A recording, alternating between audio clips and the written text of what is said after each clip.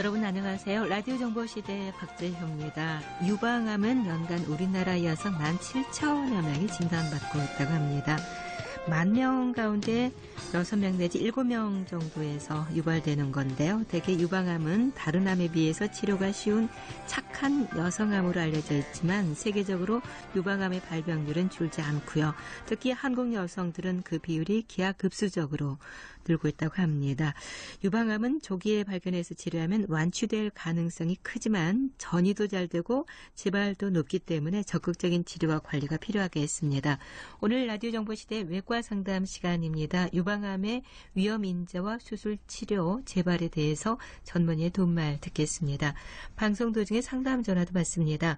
유방암, 유방질환, 각종 갑상선 질환과 관련해서 상담 받으실 수 있습니다.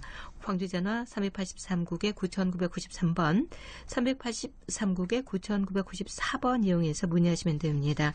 문자 상담은 휴대전화 샵 2870번 누르시고 궁금하신 내용 휴대폰 문자 메시지로 보내시기 바랍니다. 이용하는 문자 메시지는 단문은 50원, 장문은 100원의 이용료가 있습니다.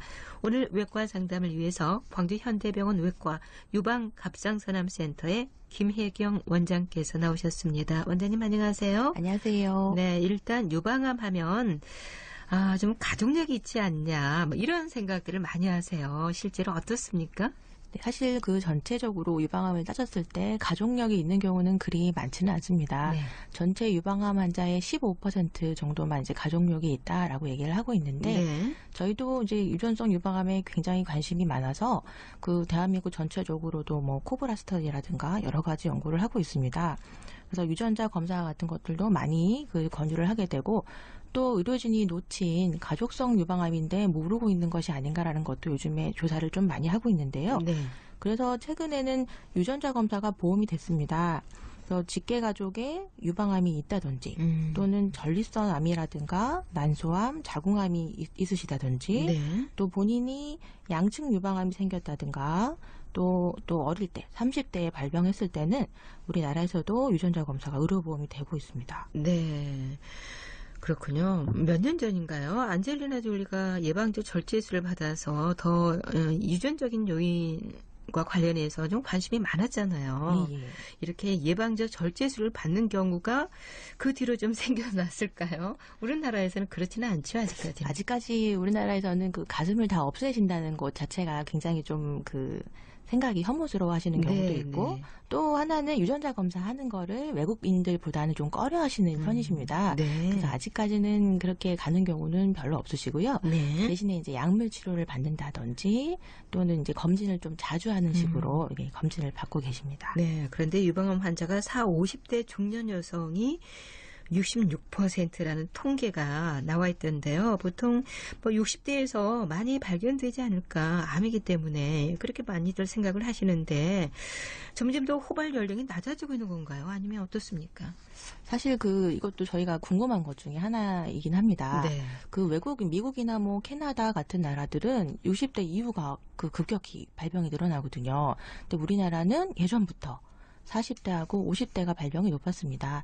이웃 나라인 이제 일본도 저희하고 같은 상황인데요. 사실 왜 이런 것인가에 대한 얘기는 여러 가지가 많은데 아마도 뭐 생활 습관이나 이런 것들이 그렇지 않을까라고 얘기는 하고 있지만 네. 정확하게 원인은 잘 모르고 있습니다. 하지만 패턴은 계속 그런 식으로 가고 있거든요. 40대, 50대가 많고 네. 또 최근에는 이제 50대 후반이 조금 늘어나는 추세이긴 합니다. 그래서 우리나라 같은 경우에는 외국보다는 좀 어린 나이부터 검진을 시작하시는 것이 네. 좋습니다. 네. 또 요즘 결혼 연령이 많이 늦어지고 있잖아요. 네. 결혼이 늦어지거나 또 혼자 사는 여성 이런 생활 환경도 유방암의 발병과 좀 관련이 있지 않을까요? 사실 유방암은 유방 자체가 에스트로겐 우리가 알고 있는 여성 호르몬이라는 거에 의해서 또 분화하고 또 발달을 하는 거기 때문에 네. 유방암이 가장 큰 원인으로 지목되고 있는 것이 이 호르몬입니다. 네. 이 호르몬에 대한 노출 기간이 길면 길수록 유방암 위험률이 올라간다는 것은 알려진 사실인데요. 결혼이 늦다 보니까 출산을 좀 적게 하시게 되고 것도 안 하게 되시고 하시면서 이 여성 호르몬에 대한 노출 기간이 좀 길어지게 되는 겁니다. 네. 그래서 유방암 그 발병률이 조금 올라간다고 생각은 되고 있습니다. 네, 그렇군요.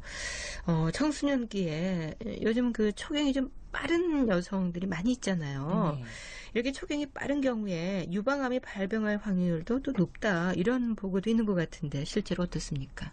실제로 그 유방암 위험 요인 중에 초경이 빠를 때, 또 폐경이 늦게 될 때, 네. 또 이제 피임약 같은 것들을 복용하셨을 때, 첫 출산이 좀 늦었을 때, 네. 또 모유 수유를 하지 않았을 때 등등을 이제 얘기를 하고 있는데요. 초경이 빠르면 당연하게도 이 여성 호르몬에 대해서 내가 노출받는 그 생존 기간이 길어나기 때문에 유방암 위험이 좀 올라갈 수가 있습니다. 네. 그렇군요. 유방암은 여성 호르몬과 좀 관련이 깊다고 하셨는데, 그런데 그 폐경이 된 중년 여성의 경우 여성 호르몬이 이제 뭐 분비되지 않기 때문에 유방암이 유발될 확률도 좀 많이 줄어들겠어요. 우리나라의 경우는 실제로 이렇게 60세 이후에는 유방암이 많이 줄어들긴 합니다. 네. 근데 이제 보통 그 나이가 많으신 분들하고 젊은 분들은 약간 발병 되는 이유가 좀 다른데요. 네. 젊은 분들은 이렇게 호르몬이라든가 뭐 식습관 뭐 이런 것들 때문에 많이 생길 수가 있지만, 나이가 들었을 때는 사실은 이렇게 노화 작용에 의한 뭐 DNA 변성, 네, 세포의 산화 작용 뭐 이런 것들 때문에 주로 발병이 많이 되시거든요. 네. 그래서 그 60대 이후에는 발병률이 크게 높지는 않지만 그래도 생기지 않는 것은 아니기 때문에 검진을 하시는 것은 중요합니다. 네, 폐경 이후에도 절대로 안심해서는 안 된다는 말씀이네요. 예. 그런데 유방암이 그 다른 암보다 전이가 빠른 편이라면서요. 맞습니까? 이곳은 좀 생각을 해볼 필요가 있는데, 보통 이제 림프관을 타고 겨드랑이로 뭐 전이 되는 경우가 많다고 들었어요. 그렇지 않은가요? 예, 그 유방암이 림프관을 통해서 전이 되는 건 맞는데, 네. 사실은 이제 위암이나 기타 다른 대장암 같은 경우는 내시경을 해서 발견을 할 때 사이즈가 보통 작게 발견을 하는 경우가 많습니다. 네. 하지만 유방암 같은 경우에는 처음 진단 당시의 크기가 1cm를 초과하는 경우가 많거든요. 이제 아마 그래서 전이가 빠른 편이다라는 이제 얘기가 있을 수가 있고요. 네. 보통은 유방암은 림프절을 따라서 전이를 하기 때문에 가장 가까운 겨드랑이 림프절, 네. 그다음에 이제 쇄골 상부 림프절, 이런 데로 네. 좀 전이가 많이 되는 경우가 있지만, 초기에 작을 때 발견하신다고 하면은 사실 림프절 전이가 많거나 그러진 않으십니다. 네. 그러니까 초기에 발견하신다면 크게 걱정할 필요는 없으십니다. 네, 전이가 되기 전에 발견을 해야 된다는 건데, 그렇다면 어떤 증상이 있었을 때 우리 여성들이 유방암을 좀 의심해봐야 될까요? 이제 이 암이라는 것이 보통 우리가 알고 있는 혹 같은 것들은 정상 조직을 파괴하지 않고 그냥 밀면서 자라는 겁니다. 네. 그래서 이 혹을 뗐을 때 정상 조직이 이제 그대로 차는 것이 보이거든요. 근데 암은 정상 조직을 미는 게 아니고 침투해서 파괴를 하면서 자라게 됩니다. 그래서 그 부분이 좀 단단하게 뭉치는 경우도 발생을 하게 되고, 네. 또 혹이 침투를 하니까 만져질 때 움직이지 않고 고정되어 네. 있는 경우가 많고, 네. 또 이 단단하게 되면서 피부를 잡아당기게 됩니다.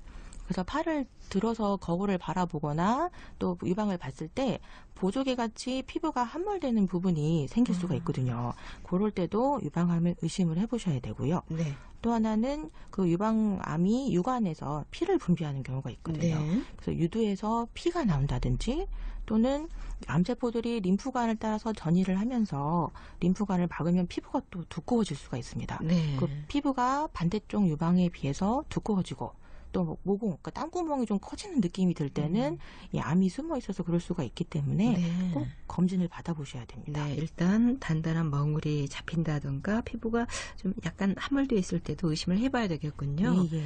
여성이라면 월경 기간을 전후로 해서 가슴의 통증을 약간씩 느낀다고 하는데, 네네. 그런데 만약에 가슴에 일시적인 통증이 아니라 지속적으로 계속 이런 통증이 발생한다면 어떻게 이런 경우에도 유방암을 의심해 볼 수 있을까요? 대부분 그 유방 클리닉에 내원하시는 분들의 증상이 가장 많은 것이 유방의 통증입니다. 네. 이게 아프면은 무섭잖아요. 뭐가 있을 것 같고. 네. 대개는 이제 통증이 주기적으로 있느냐, 비주기적으로 있느냐도 중요하고, 또 양쪽 유방이 같이 아프냐, 또 한쪽이 아프냐도 중요합니다. 네. 그 양쪽 유방이 같이 아픈 경우에는 대부분의 경우에는 이제 호르몬 변화라든가, 또 최근에 건강식품 같은 걸 드셨을 때, 또 스트레스를 많이 받으셨을 때, 또 체중이 이제 늘어나면 지방 조직이 많아지니까 이제 여성 호르몬이 좀 올라가게 되거든요. 네. 그래서 통증이 올 수도 있고, 또 드시는 음식 중에 커피라든가 초콜릿, 콜라 같은 경우에는 이제 그 안에 메틸잔틴이라고 해서 유방 통증을 유발하는 물질이 들어있습니다. 이런 것들 때문에도 통증이 생길 수 있기 때문에 양쪽이 다 아프실 경우에는 크게 걱정하실 필요는 없지만 또 한쪽이만 아프다든지 또 유방 중에 어느 부분만 계속 아플 때는 혹시 이제 그 혹이라든지 네. 또 염증이 발생해서 생긴 것일 수가 있기 때문에 꼭 그 검진을 받아보시는 게 중요하겠습니다. 네, 양쪽보다는 한쪽이 아팠을 때가 더 문제가 될 수 있다는 거네요. 예. 우리나라 여성들이 양쪽 가슴에 통증을 조금씩 느끼는 것이 치밀 유방이 혹시 많아서 그럴 수도 있나요? 예, 어떻습니까? 그거는 연관이 있다고 봅니다. 예. 그 치밀 유방이라는 것이 유선 조직이 치밀하게 뭉쳐 있다라는 의미인데요. 네. 유방이 그러니까 젖을 만드는 샘 조직이 많다는 얘기입니다. 이러면은 이 조직이 호르몬 영향을 많이 받기 때문에 또 약간의 호르몬 미세한 변화만 있어도 유선 조직이 많으면 통증도 더 잘 느껴지게 되고 또 유방이 갑자기 빵빵해진다든지 네. 좀 불편한 느낌이 든다든지 하는 증상이 더 잘 생길 수가 있습니다. 네, 그렇군요. 라디오 정보시대 매주 금요일은 건강 상담 시간입니다. 오늘은 외과 상담 해드립니다. 잠시 후에 청취자 여러분의 상담 전화 받겠습니다. 광주 전화 383국에 9993번과 9994번 준비되어 있습니다. 듣고 계신 지금 시각은 11시 21분입니다. 무엇이 궁금하십니까?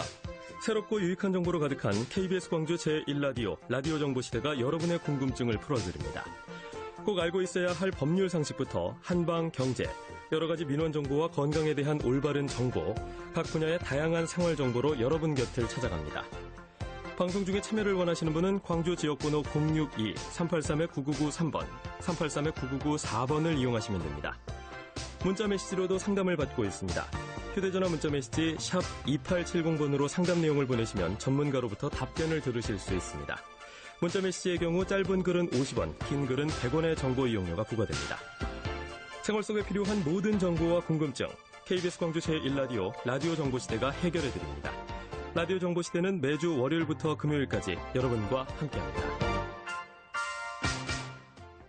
라디오 정보시대 오늘은 외과 상담 시간으로 진행하고 있습니다. 특히 유방암에 대해서 알아보고 있는데요. 방송 도중에 궁금한 점 있는 분들 전화 문의하시면 됩니다. 광주 전화 383국에 9993번, 383국에 9994번 이용하시면 됩니다. 유방암, 유방질환 외에도 갑상선 질환에 대해서도 상담하시면 도움말 드리겠습니다. 문자 상담은 휴대전화 샵 2870번 누르시고 궁금하신 내용 휴대폰 문자 메시지로 보내시면 됩니다.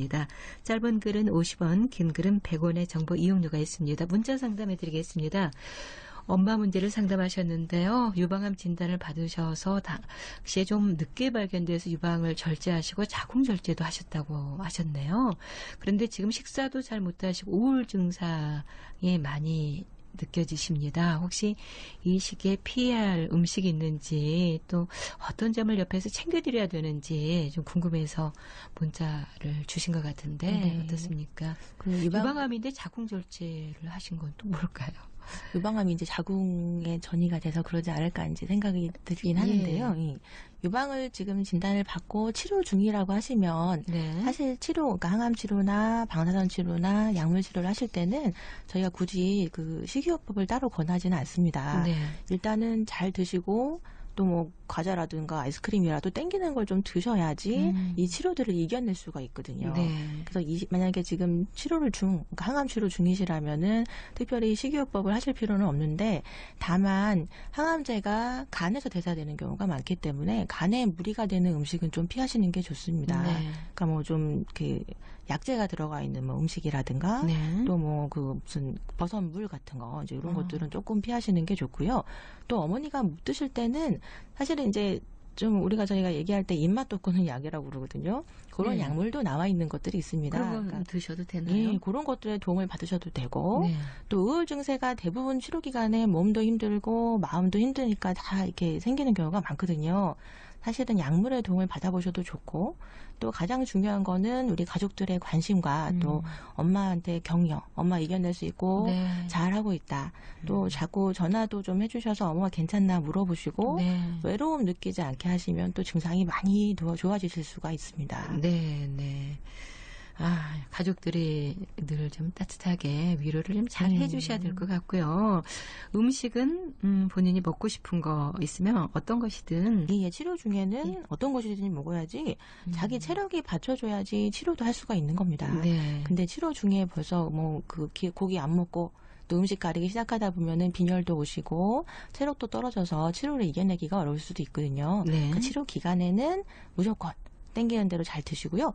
치료가 다 끝난 다음부터는 이제 체질 개선하셔야 되거든요. 네. 그래서 그 동물성 지방이 함유되는 음식 같은 것들은 피하셔야 되고 또 여성 호르몬을 좀 억제하는 치료를 하실 때는 여성 호르몬이 함유된 식품 좀 피하시는 게 좋습니다. 보통 암에 이런 것이 몸에 뭐 좋다고 하더라. 뭐 이런 얘기 듣고 현혹돼서 뭐 구입해서 먹는 경우가 많은데 일반적으로 평소에 드셨던 음식을 잘 드시는 것이 좀 필요하지 않을까 싶어요. 예, 그게 가장 좋은 것 같습니다. 네, 라디오 정보 시대 오늘 외과 상담 시간으로 진행하고 있습니다. 유방암에 대해서 알아보고 있는데요. 유방암 외에도 갑상선 질환에 대해서 궁금한 점 있는 분들 2대의 전화 또는 문자 상담하시면 되겠습니다. 383국에 9993번과 383국에 9994번 준비되어 있습니다. 전이가 되기 전에 좀 일찍 발견하면 좋을 텐데 이 유방암 병기는 어떻게 좀 구분해 볼 수 있을까요? 유방암 병기는 크게 크기하고 림프절 전이가 있느냐 없느냐 또 주변 조직을 침범을 했느냐 안 했느냐 이런 걸로 구분을 하는데요. 네. 대개 크기가 2cm가 이하로 되고 림파선 전이가 없으면 1기라고 얘기를 하고요. 크기가 2cm가 초과를 하고 림프절 전이가 있으면 그 림프절 전이 개수에 따라서 2기나 3기로 구분을 합니다. 네. 또 이제 피부를 침범했든지 아니면 그 가슴에 있는 근육을 침범을 했다든지 또 이제 그 전반적으로 이렇게 피부가 다 두꺼워졌다든지 하시면 그때는 조금 병기가 더 높게 3기 후반으로 할 수도 측정하기도 합니다. 예. 다시 문자 상담해드리겠습니다. 30대 초반이라고 하셨는데요. 5년 전에 가슴 안쪽 통증을 느껴서 산부인과에 가서 갑상선부터 가슴까지 초음파 검진을 했었습니다. 작은 혹이 있지만 문제되는 건 아니라고 했는데 지금 별다른 문제는 없이 지내는데 병원 가서 검사를 또 받아봐야 되는지 이 혹이 혹시 커질 수도 있는지 알고 싶어 하셨네요. 30대 후반 초반이시라고 하면 이렇게 자주 병원에 가시는 걸 좀 꺼려할 수도 있잖아요. 네네. 이런 경우에는 어떻게 해야 될까요?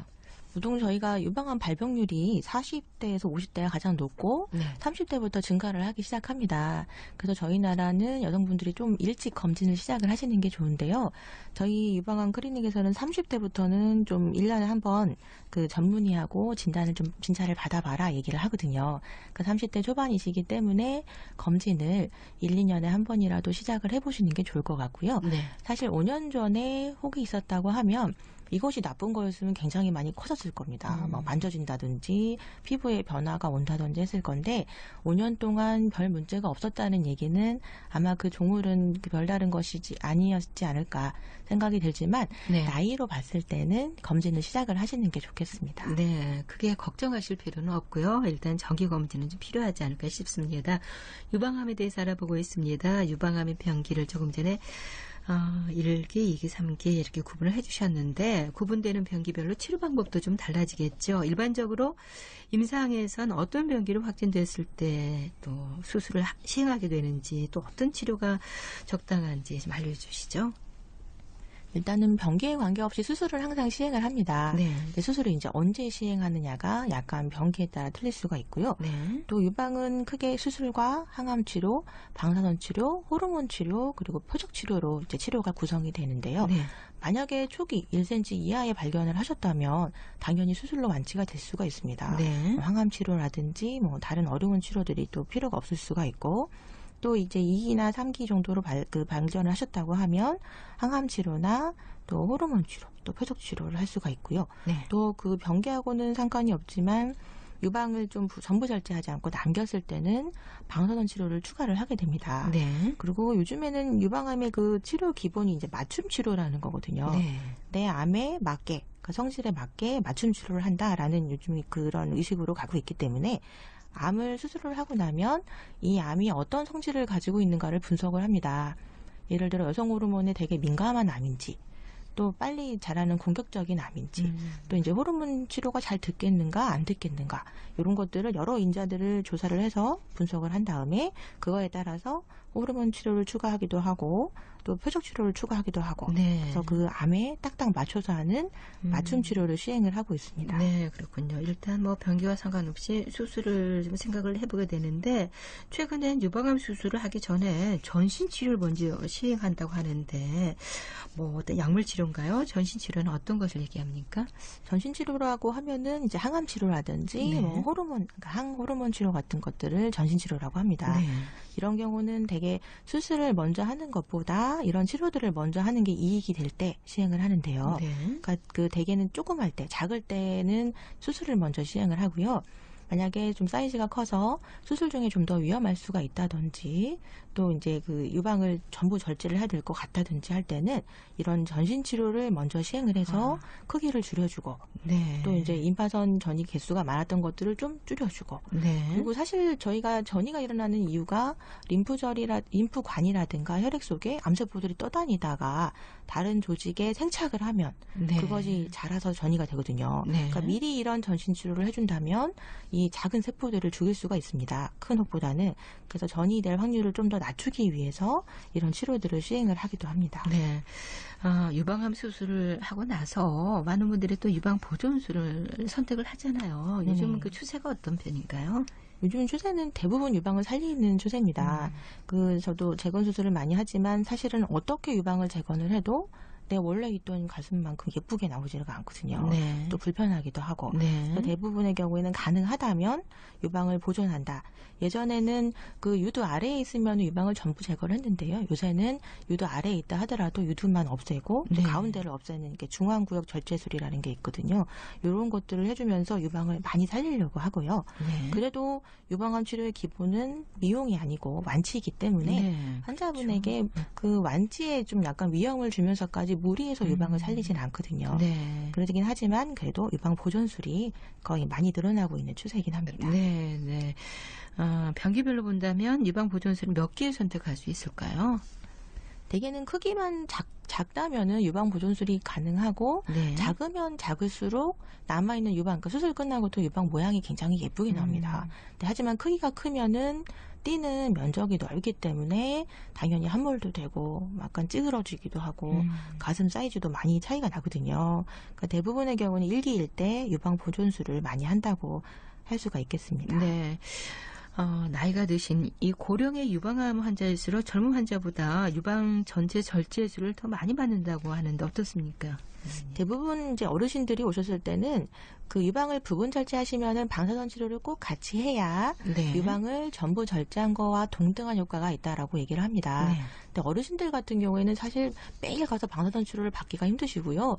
또 심장이 안 좋다든지 뭐 다른 약을 드시고 계신다든지 하는 경우가 많기 때문에 이제 방사선 치료를 피하기 위해서 네. 전부 절제를 하시는 경우도 많이 있습니다. 근데 하지만 요새는 그 나이 드셔도 여성이거든요. 네. 그러니까 어르신들 중에서는 상담을 해보면 그래도 나는 가슴이 있어야 돼요 하시는 분이 꽤 있거든요. 네. 이럴 때는 부분 절제도 많이 시행을 합니다. 네. 그런데 유방 보존술은 유방 전체 절제술보다 다음에 암세포를 완전히 없애지 못한다는 그 불안감 때문에 조금 걱정을 하는 분들이 계신다고 들었어요. 네. 어떻습니까? 유방 보존술만 시행을 했을 때는 유방 전부 절제한 것보다는 재발률이 올라갑니다. 예. 근데 여기에 방사선 치료를 추가하면 그러면 유방 전부 절제하고 같은 효과가 있거든요. 네. 그러니까 유방 보존술을 시행하였다 하더라도 방사선 치료도 하고 또 이제 그 주治医 선생님께서 여러 가지 약물 치료를 병행을 할 겁니다. 이렇게 하면 재발률이 더 올라가거나 그러진 않기 때문에 이 부분은 걱정하지 않으셔도 됩니다. 네. 다른 암에 비해서 유방암의 재발률이 좀 높은 편이라고 하는데 실제로 좀 그런가요? 어떻습니까? 보통 유방암은 그 평균 생존율이 네. 91%라고 얘기를 하거든요. 네. 사실 OECD 평균도 87%. 그러니까 우리나라가 굉장히 높은 편이긴 한데요. 사실은 다른 암보다는 재발도 적게 하고 오래 사는 암 중에 하나입니다.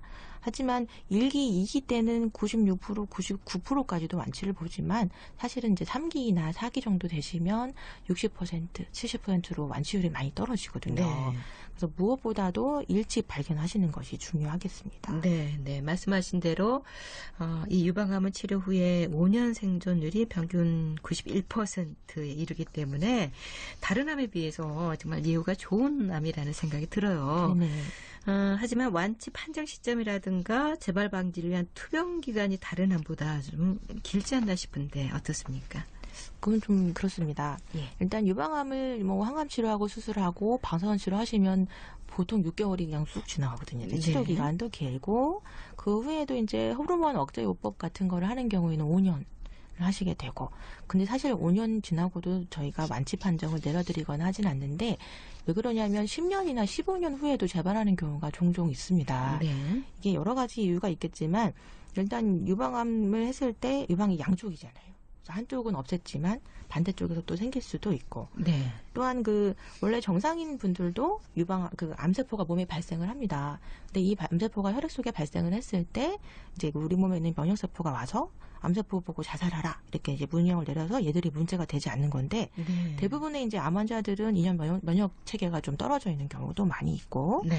또 어머니들이 5년 10년 지나다 보면 또 방심을 하게 됩니다. 또 식이요법도 뭐 안 하시고 또 다시 체중도 막 늘어나게 되고, 네. 운동도 안 하시고 하다 보면은 간혹 재발을 하는 경우가 발생을 하게 되는데요. 네. 그러니까 유방암은 항상 만성 질환, 고혈압하고 당뇨처럼 평생 관리하는 병이라고 생각을 하시고 꾸준히 관리를 하셔야 5년 뒤, 10년, 15년 뒤에 재발도 방지를 할 수가 있을 것 같습니다. 네, 체중이 늘어나면 이것도 재발의 위험 요인으로 볼 수가 있나요? 되게 가장 중요한 게 폐경 후에가 체중이 많이 중요하게 관여를 하는데요. 네. 체중이 1kg 늘면 유방암 위험률이 1% 늘어난다라는 말도 있거든요.